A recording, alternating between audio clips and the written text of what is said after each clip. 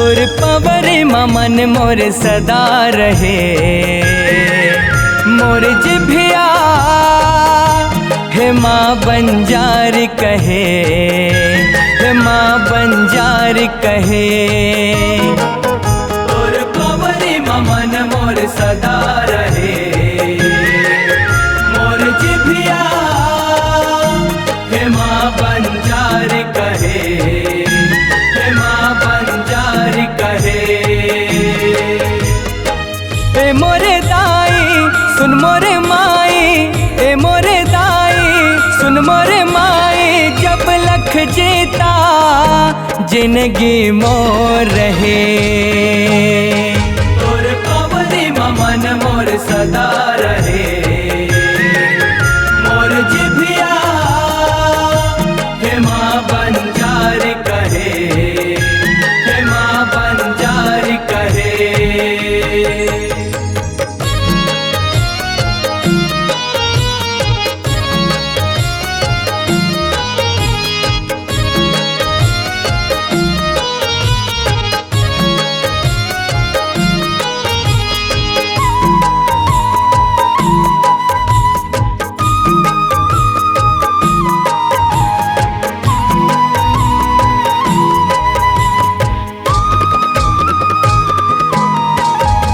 भगमानी हो मैं हर दाई, शरण परे हो तुम्हारे हो।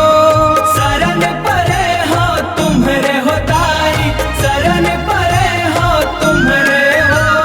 श्रद्धा भक्ति के दिया पार के धर्म रत स्वीकारे हो। धर्म रत स्वीकारे हो दाई, धर्म रत स्वीकारे हो।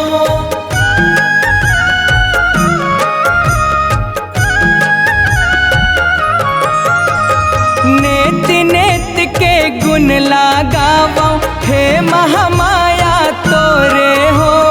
हे महामाया तोरे हो मैया, हे महामाया तोरे हो। जिभिया बसहु मोर शारदा माई, सुमिरा थोरे थोरे हो। सुमिरा थोरे थोरे हो मैया, सुमिरा थोरे थोरे हो। दया दान के बिरवा, दया दान के बिरवा सदा हरा रहे। तोर पवरी मन मोर सदा रहे। मोर जिभिया हे माँ बंजार कहे, हे माँ बंजार कहे।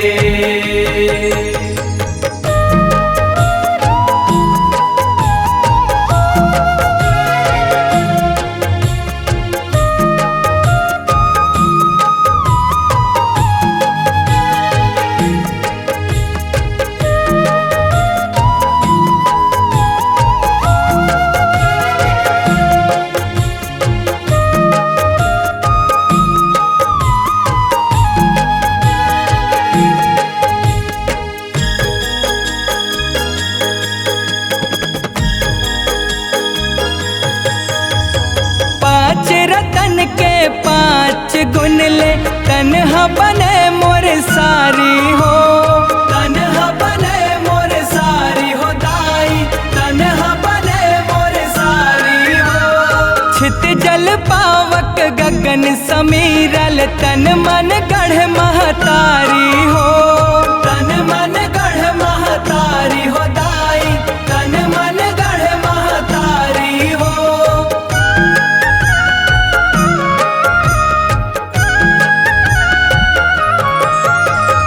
जन्म मरण के भव बंधन माँ, आवागमन संसारी हो। आवागमन संसारी हो दाई, आवागमन संसारी हो। तै महतारी औ हम लैका, सोर उड़े बड़ भारी हो। सोर उड़े बड़ भारी हो दाई, सोर उड़े बड़ भारी हो। भावनमा भक्ति हा, भावनमा भक्ति हा, सुरुर सुरुर बहे। तोर पवरी मन सदा रहे। मोर जिभिया हे माँ बंजारी कहे, हे माँ बंजारी कहे।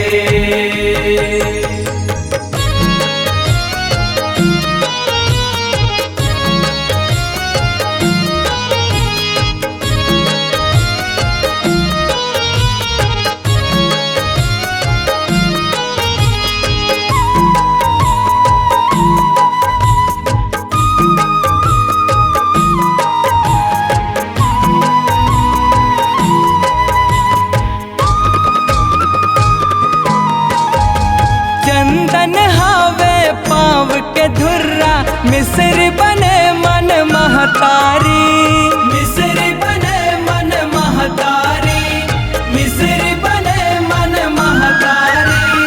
तोर कोरा माला खोआ थे, सुबह हो संझाओ नर नारी, सुबह हो संझाओ नर नारी, सुबह हो संझाओ नर नारी।